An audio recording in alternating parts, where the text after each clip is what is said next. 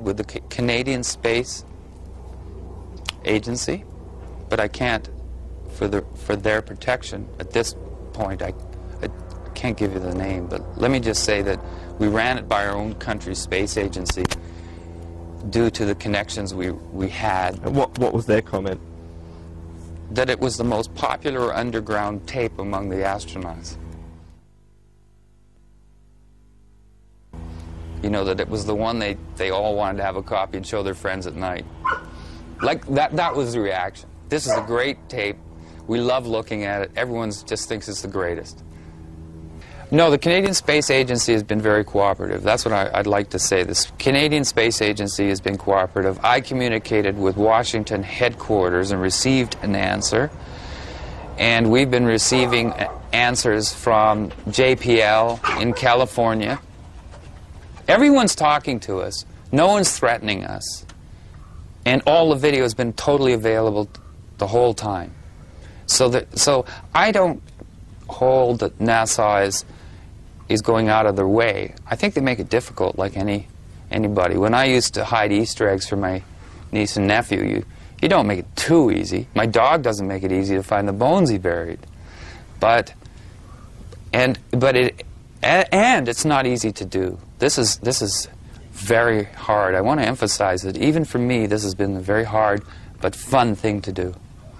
And I think the preponderance, I think you have to do what I did. You have to record every moment of every flight over a period of years if you're looking to substantiate something of this magnitude and importance. I took what Professor Weinberg of Simon Fraser University said very seriously. If you really want to do this, duplicate it. Get it in every lighting condition. Get it under every circumstance. Get it in every circumstance you can. And the one that made me happiest, funny enough, was almost the last flights I recorded, because I got it in black and white.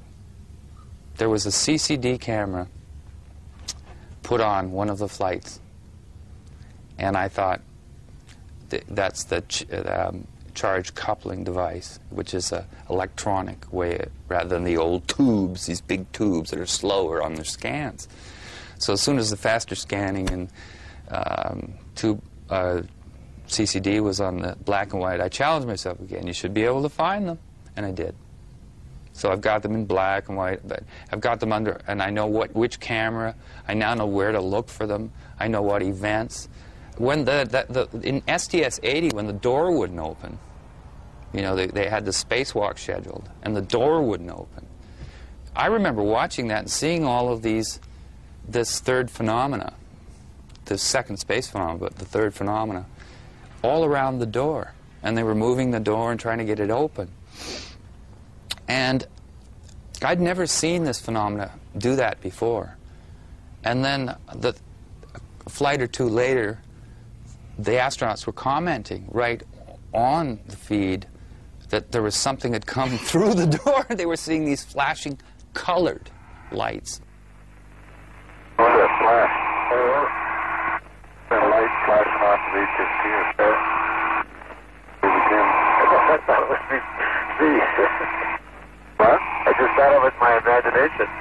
Yeah, I saw it too, so it's not. There was two of them.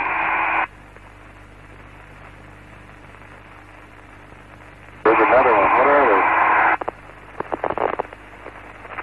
Some sort of lights flickering in here. Maybe they're taking pictures. What is this?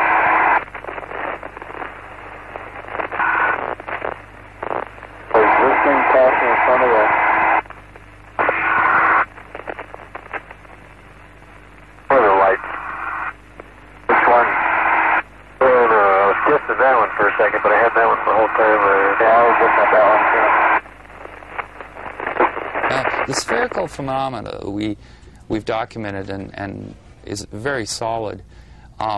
Isn't the type that would go in there, float around, and them say it's going really fast, we can't see it, and it's all these popping colored lights. That was the first time I got some kind of a feel that the astronauts have seen from Phenomena 3. the second space phenomena. It's something that should be this challenging. I don't know why most people think something this different is just going to be nuts and bolts, 30 feet across, nice big friendly gray aliens come out, recognize themselves in all the ads that have been appearing in car companies, turn on the TV and watch the new Roswell series, visit the X-Files. You know what I'm saying is that this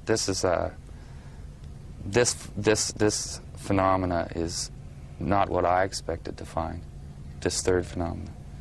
But they seem, I believe they use the same operating principle, because some of the spherical second phenomena, which I still emphasize is our main documentation, can move away at rapid speeds, as the video shows you. Do you believe the two phenomena are connected? Yes, somehow. I think, well, they're very aware of each other. Somebody suggested to me, what if they're the same phenomena? But I've studied them extensively, and the spherical phenomena has different characteristics to it. Kind of let's just put it at that, leave it at that. They're not in color. This is a totally different phenomena. This one never goes at real speed. It's as if something comes up to your nose and in 1/30th of a second has a tour, like an iceberg or something, or you know, a glacier, and then leaves without us even aware of it. And if it chooses, for whatever reason, to look at something, it tends to slow down. And that's why I believe it appears when there's a $100 million satellite disrupting the air. It appears when the Hubble Space Telescope is being repaired. It appears whenever something is happening. It's an amazing phenomena, and what I like about it is these aren't ice crystals. There's nobody in science in Canada that I've ever met, and David Sarita, my partner, in terms of the research end, not a partner, and let's just say he's as interested as I am, and he volunteered to take on that role. Nobody said to him that what this is. Nobody suggested anything except that it must be what it is, but they don't know where to go with it. They don't know what to do with it. They don't know how to react. It's easier if you can sort of argue that may or may not be something. But once you just look at it, it stuns you.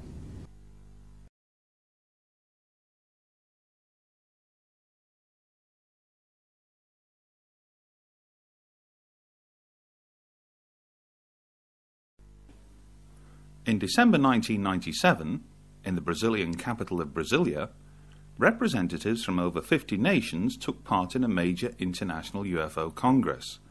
Among them was Alexander Balandine, a former Soviet cosmonaut who spent 6 months aboard the Mir space station. In his lecture, Balandine conceded that he and many other cosmonauts had seen UFOs. "We cosmonauts had a golden rule," he said.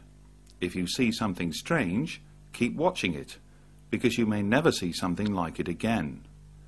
Later, Balandine shook the assembled audience when he claimed that future anomalous images observed and/or recorded in space would be shared between the Russian Space Agency, NASA, and a special forum of UFO researchers. This was an unprecedented announcement, delivered from prepared notes that would have to have been sanctioned by the Russian government, not least because Balandine was driven to and from the Russian embassy in Brasilia each day in a diplomatic limousine. Over breakfast, and with UFO researcher Boris Choronov acting as interpreter, Balandine assured Graham Birdsall that some UFOs reportedly seen by both American astronauts and Russian cosmonauts were very real. But when Birdsall ventured to suggest that some anomalous things seen in space might be secret Star Wars devices, Balandine said, "Of course, we accept this, but some of the things seen have nothing to do with these." Since that announcement, other former Mir cosmonauts have come forward to speak about their UFO encounters. There was a huge sphere. I think it appeared when we were over Newfoundland. The sea was in the background. It was shining, sparkling, of absolutely even shape. It shone like the balls of